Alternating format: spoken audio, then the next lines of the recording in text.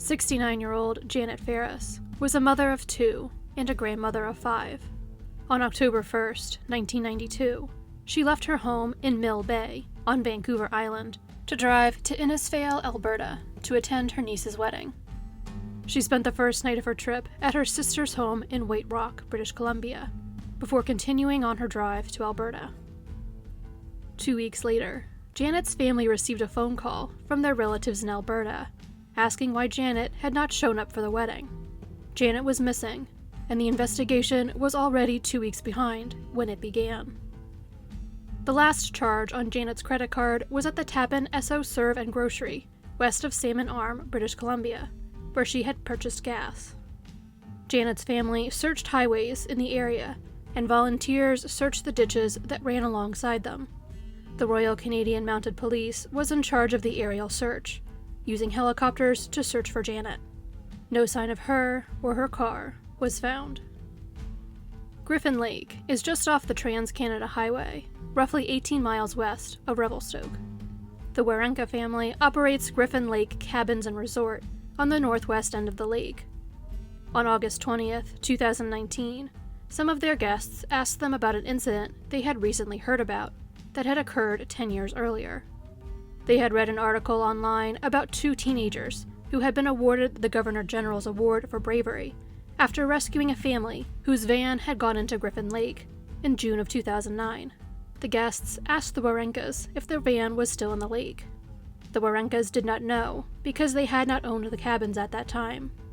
They sent their 13-year-old son Max out on the lake with the guests when they took their boat out to investigate. Approximately 10 feet offshore, the group did see what appeared to be a vehicle, roughly 15 feet below the surface of the water. They assumed that it was the van from the 2009 accident, and their curiosity was satisfied. The guests left later that day. The following day, August 21st, a Royal Canadian Mounted Police officer came out to the cabins to have a picnic with relatives of his who were staying there. The topic of the search for the van in the lake came up, and Nancy Warenka, Max's mother, asked the RCMP officer why the vehicle had never been removed from the lake. He told her that it had been. He then told Nancy to make a report about the vehicle in the water. 2 RCMP officers came out to the lake to investigate. Since Max had seen the vehicle, they took him with them when they went out on a boat to see it for themselves, so that he could show them where it was. The vehicle was not visible from the boat that day, however. Max therefore jumped into the water and swam down far enough to take a video of the vehicle with his GoPro to show the RCMP officers. 3 days later, the vehicle, a 1986 Honda Accord, was pulled from the lake. Inside the car were the remains of Janet Farris. To help deal with their grief and the uncertainty they felt as a result of Janet's disappearance, her family had spent the previous almost 27 years believing that she must have run off the road trying to avoid hitting an animal, or after falling asleep at the wheel. Where Janet's car was found obviously supports this theory, but further physical examination of the car and the lack of damage, indicative of the car having been hit by another vehicle before going into the water, also led the RCMP to announce that they did not believe that any criminal actions were involved in the accident. The Trans-Canada Highway runs right alongside the lake in the area where the car was found. Today, there are concrete barriers to help prevent cars from going into the lake, but they were not there in 1992. The road was also much more narrow than it is today, so Janet's car could have rolled down the hill into the lake, even if it had gone off the road, even slightly. The Farris family and the RCMP have both expressed respect and gratitude for Max and the role he played in finally solving the mystery of what happened to Janet. "My dad and my uncle and our whole family are so thankful to him," said Erin Farris Hartley, Janet's granddaughter. The family is considering visiting Griffin Lake and meeting the Warenkas in the spring or summer of 2020. RCMP Corporal Thomas Blankney hopes that the solving of Janet's disappearance will empower others in the community. "That's what we say to the public," he told the Times columnist. "They are our eyes and ears out there. You never know when you make that phone call what it can lead to, and it certainly paid off in this case."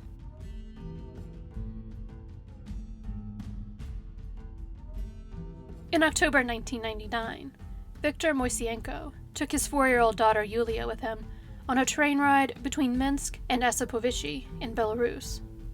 Viktor had a drink and then fell asleep partway through the journey. When he woke up, his clothes were stained with blood, and Yulia was gone.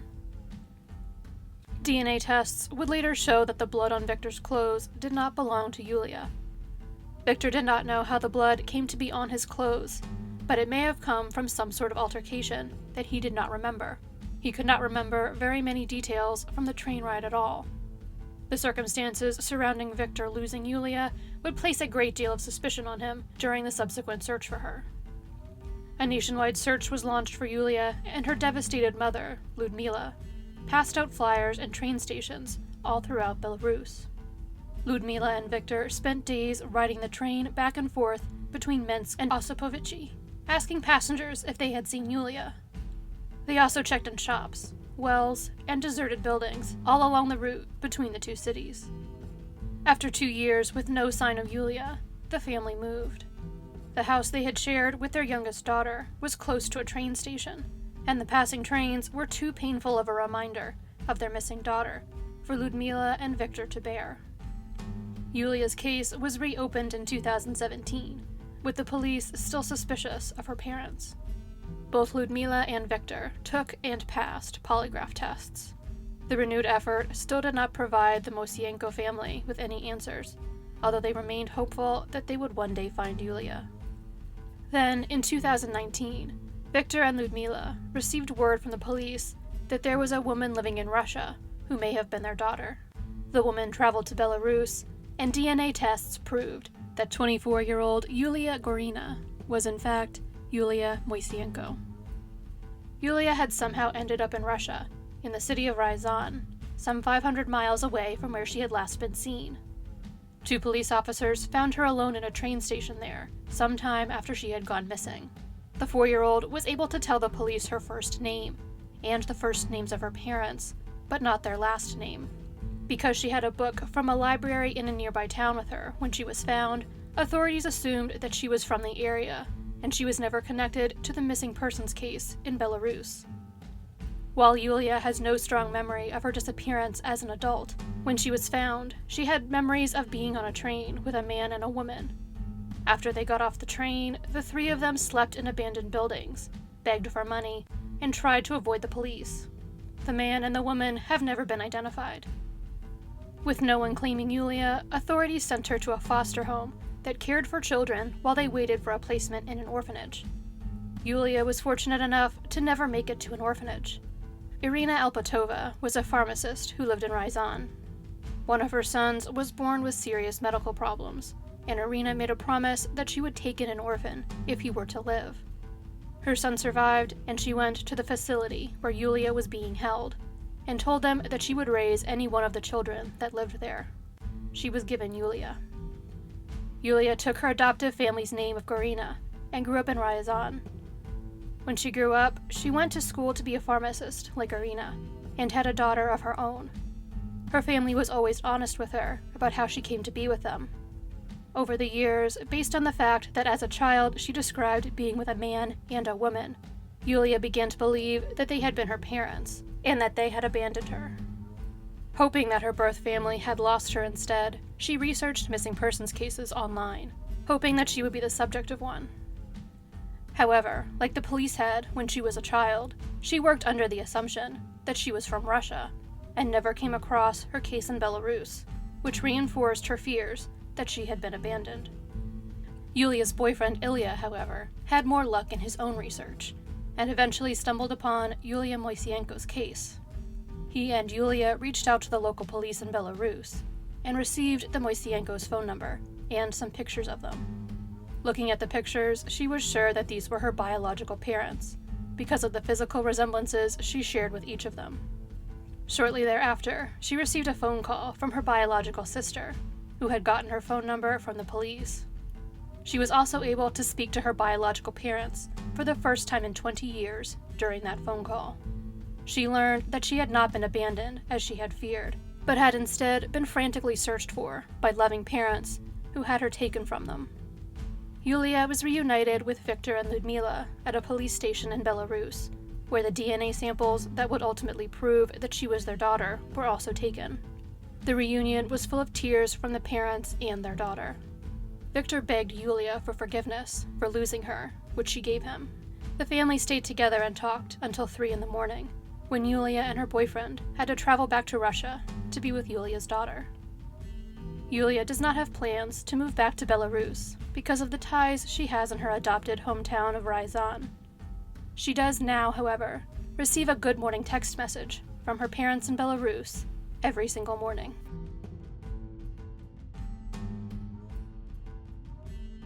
"40-year-old William Moldt was a quiet man who was not much for socializing or drinking. On the night of November 7th, 1997, however, he went out to a nightclub where he had a few drinks. He called his girlfriend around 9:30 p.m. to tell her that he planned to leave to come back to their home in Lantana, Florida shortly.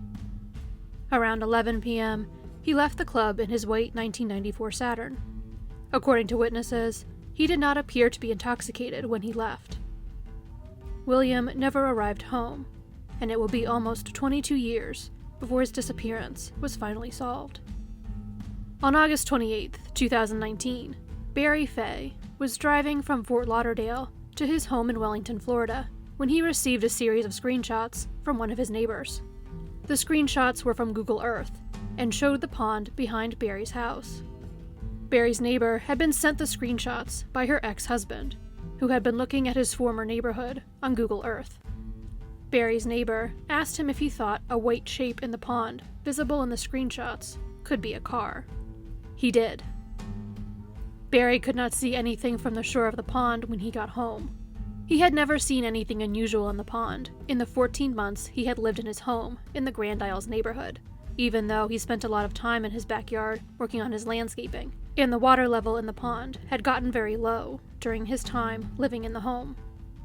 Barry then asked another one of his neighbors to fly his drone over the pond. The drone's camera seemed to confirm that there was a white car submerged in the pond. Barry then called the Palm Beach County Sheriff's Office. The Sheriff's Office arrived at the pond at 6:40 p.m. and had to work until midnight to pull the vehicle out of the water. It was a white 1994 Saturn. Inside were the remains of William Moldt.